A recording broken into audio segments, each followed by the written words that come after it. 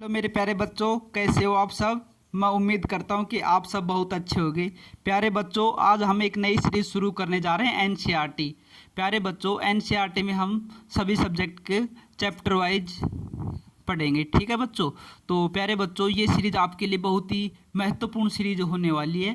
प्यारे बच्चों, आपको बहुत ही इंटरेस्टिंग वे के अंदर और बहुत ईजी वे के अंदर इसमें पढ़ाया जाएगा। चैप्टर वाइज सारे सब्जेक्ट को चैप्टर वाइज क्लियर कराया जाएगा। तो प्यारे बच्चों, आप जुड़े रहिए हमारे साथ और हमारी टीम को सपोर्ट करते करते रहिए। आपके दोस्तों के साथ इसको क्लास को शेयर करिए ताकि उनका भी फायदा हो सके। प्यारे बच्चों, शुरू करते हैं हम आज की क्लास। आज की क्लास में प्यारे बच्चों हम पढ़ेंगे विज्ञान।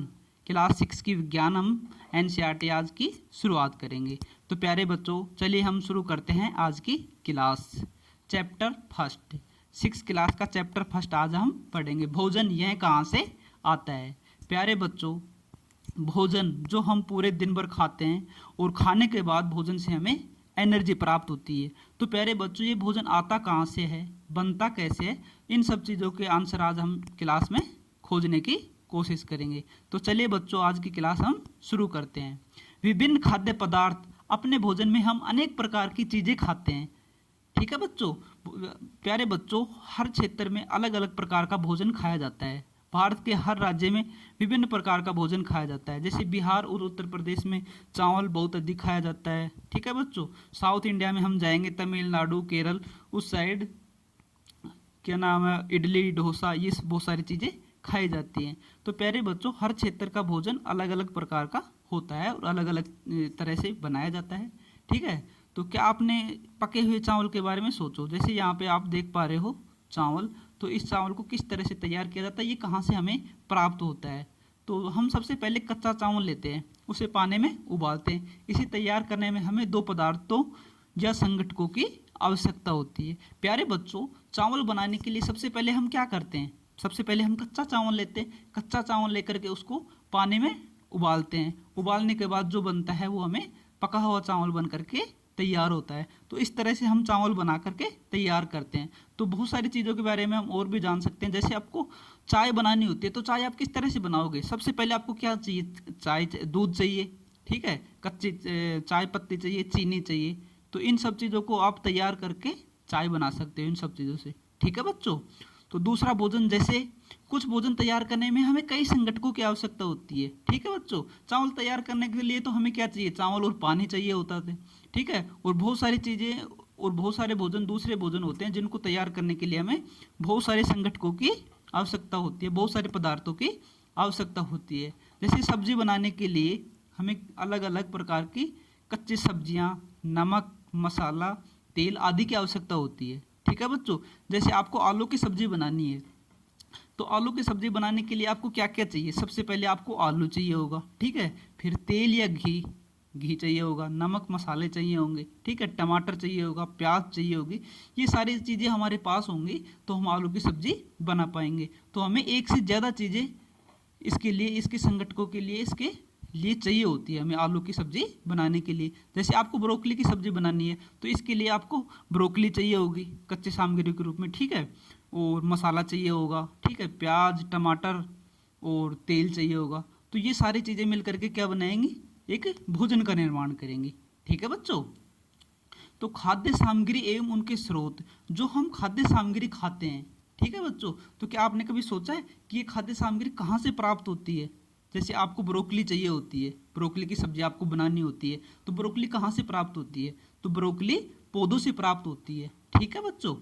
और जो जैसे सेब खाते हैं हम, तो सेब सेब कहाँ से प्राप्त होती है, सेब हमें पेड़ पौधों से प्राप्त होती है फल के रूप में। जो आलू होता है ये भी हमें पेड़ पौधों से प्राप्त होता है, पौधों से प्राप्त होता है। बैगन होता है, ये भी पौधों से प्राप्त होता है। ये मुर्गा हम खाते हैं, चिकन खाते हैं, चिकन कहाँ से प्राप्त होता है, चिकन मुर्गे से प्राप्त होता है। मछली खाते हैं, ये भी क्या है, जंतु है। तो हम ये कह सकते हैं कि हमारे भोजन का मुख्य स्रोत पौधे तथा जंतु है। जितना भी हम भोजन खाते हैं तो उसके मेन सोर्स पौधे और जंतु हैं। सारा भोजन हमें पौधों और जंतुओं से प्राप्त होता है। तो हम अपने भोजन के लिए पौधों पर और जंतुओं पर निर्भर हैं, हम अपना भोजन स्वयं नहीं बना सकते। और खाद्य सामग्री एवं उनके स्रोत। भारत के विभिन्न प्रदेशों में खाए जाने वाले बहुत अधिक विविधता होती है। हर क्षेत्र है, हर प्रदेश में, मैंने आपको पहले बताया कि हर प्रदेश में विभिन्न प्रकार का, अलग अलग प्रकार का भोजन खाया जाता है। ठीक है बच्चों, जैसे उत्तर प्रदेश में और बिहार में चावल खाया जाता है, तमिलनाडु और केरल के अंदर इडली डोसा, इस तरह के सामग्री भोजन खाया जाता है। ठीक है, तो अलग अलग प्रदेश के अंदर अलग अलग प्रकार का भोजन खाया जाता है। ठीक है बच्चों, तो भोजन किस तरह से तैयार करते हैं, तो इडली, जो इडली होता है इसको हम किस तरह से तैयार करेंगे, और जो इनके सोर्स जो होते हैं वो कहाँ से प्राप्त होते हैं। जैसे इडली होता है, इडली तैयार करने के लिए कच्ची सामग्री आपको क्या क्या चाहिए। तो प्यारे बच्चों, मैं आज आपको भोजन बनाना भी सिखा दूंगा, तो आप अपने घर पे ट्राई कर सकते हैं। आप अच्छे शेफ बन जाएंगे आज के बाद, खाना आपकी मम्मी की आप हेल्प कर सकते हो। इडली बनाने के लिए आपके लिए क्या चाहिए, सबसे पहले आपको चावल चाहिए, उड़द चाहिए कच्ची सामग्री के रूप में, नमक चाहिए और जल चाहिए। तो चावल हमें कहाँ से प्राप्त होगा, चावल एक पादप उत्पाद है, तो इसका मेन सोर्स क्या होगा, इसका स्रोत क्या होगा, इसका स्रोत होगा पौधे। पौधों से हमारे को चावल प्राप्त होगा। उड़द की दाल, उड़द की दाल भी कहाँ से, पौधों से प्राप्त होगी। नमक और जल, ये हमें प्राकृतिक रूप से प्राप्त होता है, प्राकृतिक खनिजों के रूप में मिलता है। चिकन करी बनाने के लिए, अब देखो आपको मैं चिकन करी बनाना सिखाता हूँ। चिकन करी आपको कैसे बनानी है। चिकन करी बनाने के लिए सबसे पहले आपको चिकन लेके आना है। ठीक है, ये कहाँ से मिलेगा आपको, ये मुर्गा काट करके या मुर्गे को काट करके मिलेगा। तो ये क्या हो गया, एक जंतु उत्पाद हो गया, इसका सोर्स क्या हो गया, जंतु से हो गया। ठीक है, उसके बाद आपको मसाला चाहिए। ठीक है, मसाला के बाद तेल और घी चाहिए। अगर तेल में बनाना चाहते हो तो तेल कहाँ से, पौधों से प्राप्त होता है, और घी जंतुओं से प्राप्त होता है, और जल। तो ये बन करके क्या तैयार हो गया, आपका चिकन करी बन करके तैयार हो गई। आपको खीर बनानी है, तो खीर बनाने के लिए सबसे पहले आपको क्या चाहिए, दूध चाहिए, चावल चाहिए, चीनी चाहिए। तो दूध कहाँ से मिलेगा, दूध जंतुओं से मिलेगा, गाय भैंस इन सब से क्या मिलता है, अपने को दूध मिलता है। और चावल कहाँ से मिलता है, चावल पौधों से मिलता है। चीनी, ये भी गन्ने से मिलती है। तो इस तरह से बन करके आपकी खीर तैयार हो जाएगी, और अब आप खीर को खा सकते हो। ठीक है बच्चों, खाद्य सामग्री कहाँ से आती है, खाद्य सामग्री निश्चित रूप से पौधों से मिलती है अपने को, और जंतुओं से मिलती है। अब पौधों से कौन कौन से मिलती है, धान गेहूँ, खेतों में अनेक पौधों की पंक्तियां देखी होंगी, इससे हमें अनाज प्राप्त होता है। बच्चों, आपने गांव में देखा होगा कि गेहूं कैसे प्राप्त होता है। सबसे पहले गेहूं को खेत में बोया जाता है, फिर उसका पेड़ पंक्ति वाई जैसे खेतों के अंदर उगता है। ठीक है, फिर उसकी कटाई की जाती है, फिर उसके कटाई करने के बाद जो गेहूं निकलता है उसको हम बैल की सहायता से अपने घर लेके आते हैं। उसी प्रकार से जो ये होता है, धान की खेती होती है, चावल होता है, वो चावल भी इसी तरह से खेतों में उगाया जाता है। ठीक है बच्चों, जंतुओं से भी हमें उत्पाद प्राप्त होते हैं, जो इस प्रकार हैं। जंतुओं से हमें दूध, मांस, अंडे तथा अन्य जंतु उत्पाद प्राप्त होते हैं। गाय, बकरी तथा भैंस दूध देने वाले कुछ सामान्य पशु हैं। जो दूध होता है वो हमें गाय भैंस से प्राप्त होता है, बकरी से प्राप्त होता है।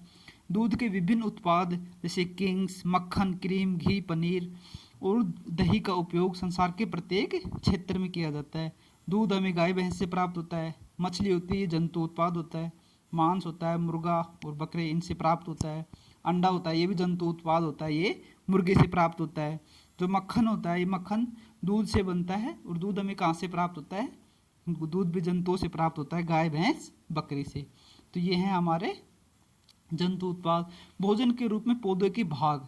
प्यारे बच्चों, भोजन के रूप में हम पौधे के अलग अलग भागों को खाते हैं। ठीक है बच्चों, पौधे हमारे भोजन का एक मुख्य स्रोत है। हम पत्तियों वाली अनेक सब्जियां खाते हैं, कुछ पौधों के फलों को भोजन के रूप में खाते हैं। कभी हम जड़, कभी तना, तो कभी पुष्प भी भोजन के रूप में खाते हैं। प्यारे बच्चों, हम गाजर खाते हैं तो कौन सा भाग खा रहे होते हैं, गाजर खाते हैं तो हम पौधे का एक जड़ भाग खा रहे होते हैं। जब हम आलू की सब्जी बनाते हैं, आलू को खाते हैं, तो आलू क्या होता है, आलू पौधे का एक तना भाग होता है। तो आलू हम खाते हैं तो पौधे का एक तना भाग खा रहे होते हैं। बैगन की सब्जी हम बनाते हैं, बैगन हम खाते हैं तो बैगन पौधे का एक फल भाग है। हम मूली खाते हैं तो मूली क्या है, पौधे का एक जड़ भाग है। सेब खाते हैं, पपीता खाते हैं, अनार खाते हैं, आम खाते हैं। ये सब चीज़ें क्या हैं, पौधे का फल भाग के रूप में हमारे को प्राप्त होता है।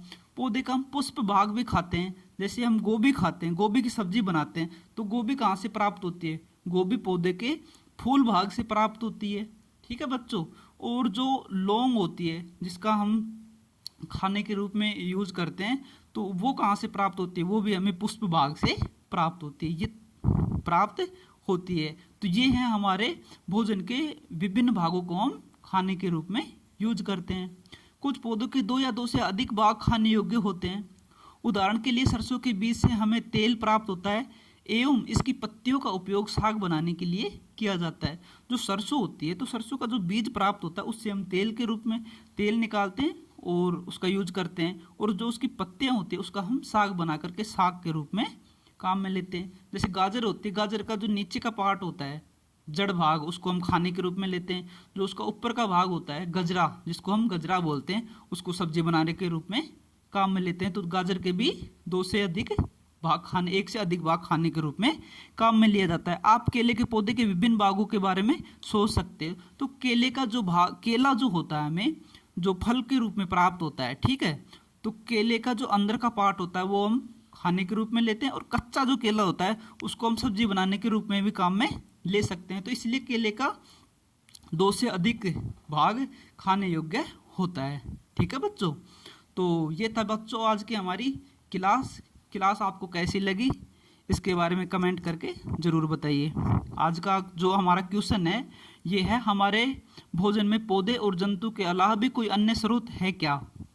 प्यारे बच्चों, इस क्वेश्चन का आंसर आपको कमेंट बॉक्स में कमेंट करके देना है, और कैसी लगी आपको क्लास इसके बारे में कमेंट करके बताना है। प्यारे बच्चों, कोरोना चल रहा है, तो आपको कोरोना के गाइडलाइन, सरकार के द्वारा दी गई गाइडलाइन का पालन करना है, मास्क पहनना है, घर से बाहर निकलते टाइम प्रॉपर तरीके से मास्क को पहनना है, हाथों को हैंड वॉश करते रहना है, सैनिटाइज करते रहना है, घर पे रहना है, और सोशल डिस्टेंसिंग का पालन करना है।